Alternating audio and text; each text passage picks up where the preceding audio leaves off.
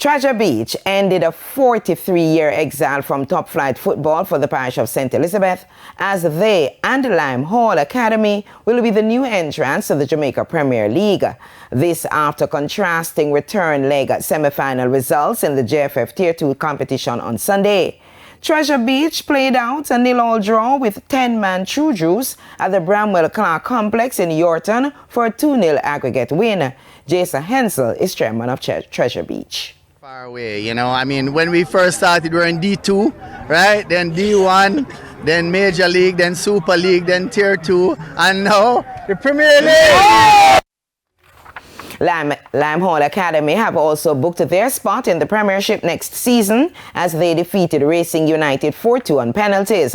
The game ended 4-all on aggregate after Lime Hall won 3-2 in the first leg and Racing won 2-1 today in the second leg. Lime Hall joins the JPL champions Mount Pleasant as a St. Anne teams.